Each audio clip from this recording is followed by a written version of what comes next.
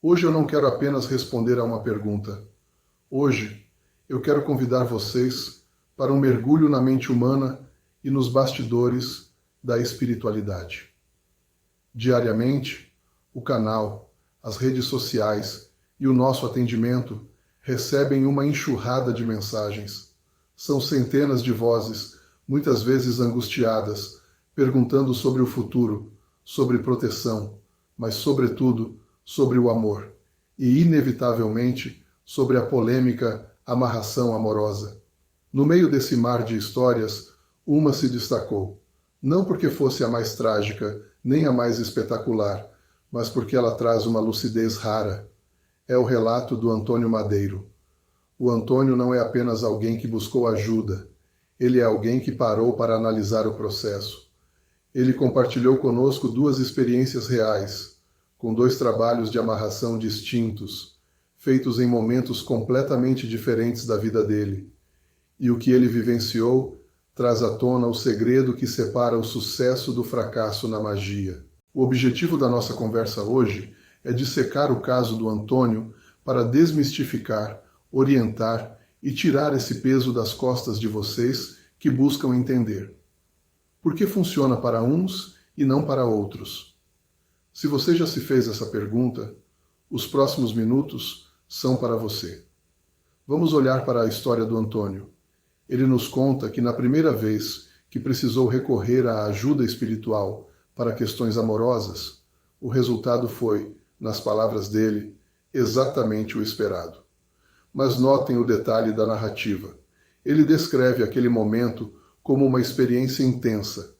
Ele diz que sentiu uma forte percepção energética. Havia nele um sentimento de vitória plena, uma euforia, uma certeza quase tátil de que aquilo já era realidade. E de fato aconteceu. Anos depois, a vida deu voltas e Antônio precisou recorrer novamente à espiritualidade. Solicitou um segundo trabalho com a mesma intenção. Porém, a percepção interna dele foi o oposto polar. Ele relata: não senti energia alguma. Para ele foi frio, distante. E, coincidentemente ou não, ele classificou o resultado final como fraco, abaixo do esperado. Dessa comparação, o Antônio tirou uma conclusão que parece lógica, mas que é perigosa.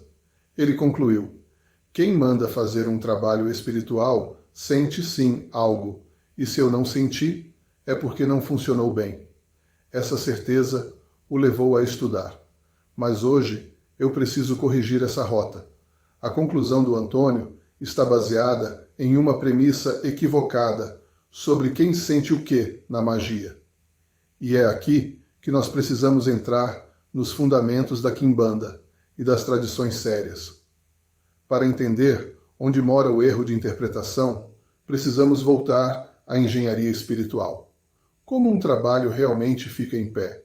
Imaginem uma mesa de 3 pés. Se um quebrar, a mesa cai. Na magia, esses 3 pés são forças fundamentais que precisam atuar em sintonia. O primeiro pé é a força do mestre, do magista. É a força técnica. É a responsabilidade dele saber qual elemento usar, qual hora, qual ponto riscar, como conjurar. O magista é o arquiteto e o pedreiro da obra. Ele coleta, organiza e direciona. O segundo pé é a força da entidade, seja Exu, Pombagira ou qualquer guia de luz ou de esquerda. Eles são os agentes de campo. São eles que pegam aquela energia concentrada no ritual e a levam para o plano astral, onde vão atuar nas linhas do destino, na mente e no caminho das pessoas envolvidas. Eles são a força motriz. E o terceiro pé? Aqui está o segredo. O terceiro pé é a força de quem manda fazer. É a força do consulente. É a sua força. Mas atenção, a sua força não é sentir arrepios, não é ver vultos, não é sentir o cheiro da vela queimando à distância. Isso é mediunidade, e você não precisa ser médium para ser ajudado. A força do consulente é composta de 3 ingredientes: fé, confiança e convicção. Vamos voltar ao Antônio. No primeiro trabalho, por que ele sentiu aquela energia intensa? Não foi porque o trabalho estava pegando fogo no terreiro. Foi porque ele estava radiante de certeza. Aquele sentimento de vitória era dele. Era a fé dele transbordando. Essa certeza serviu como um combustível de alta octanagem para o ritual.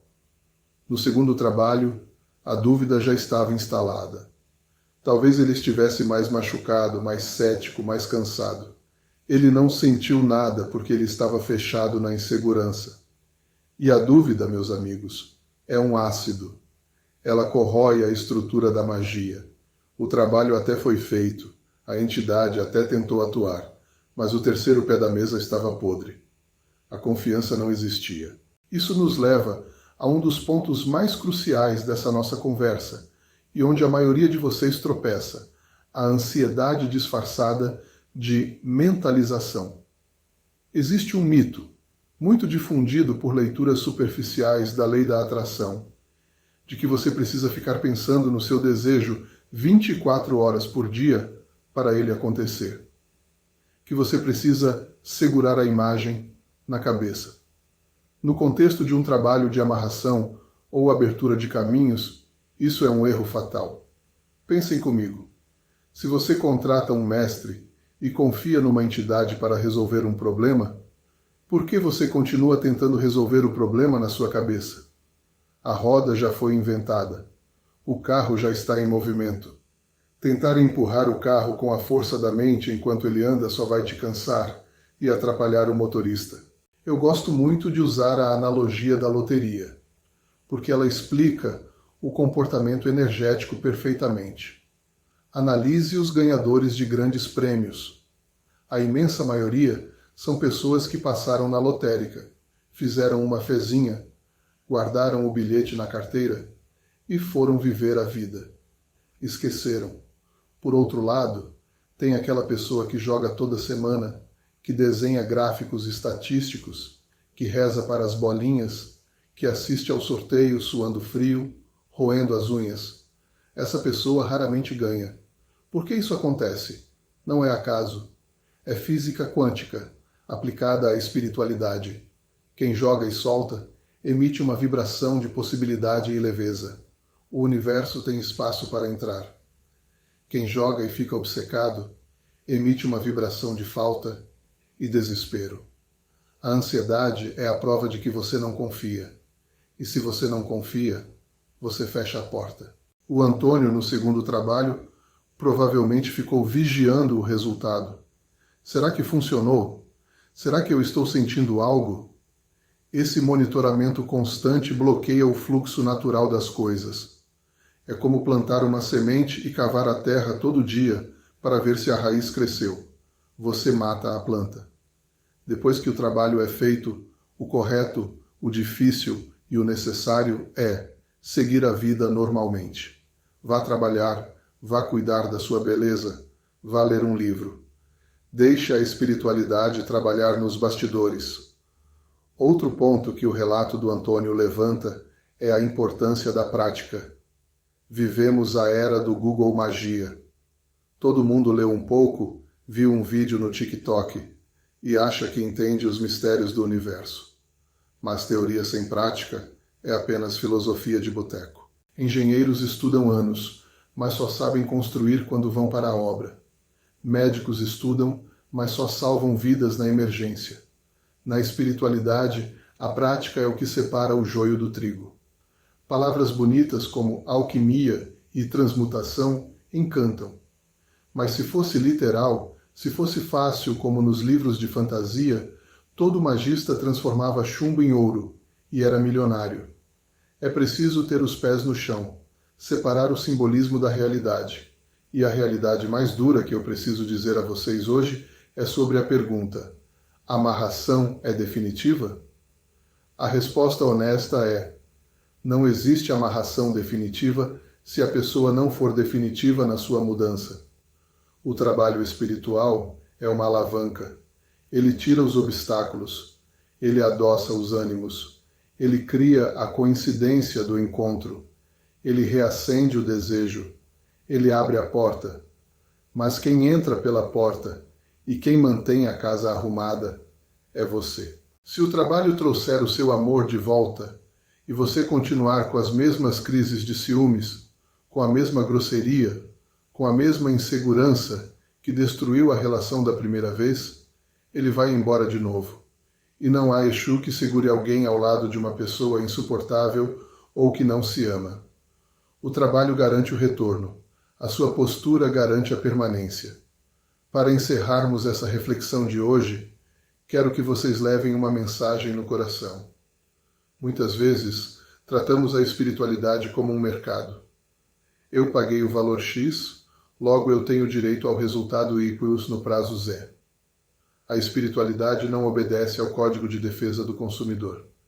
Ela obedece às leis do universo, ao merecimento e à afinidade. Não tentem comprar o sagrado.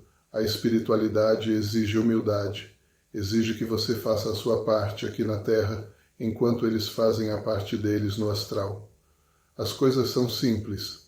O ser humano é quem complica com a sua mente barulhenta. Este esclarecimento não serve apenas para o Antônio, mas para todos vocês. Você quer que dê certo? Então, primeiro, tenha fé na escolha que você fez. Segundo, pare de vigiar o processo. Solte. Terceiro, mude a sua vida enquanto espera.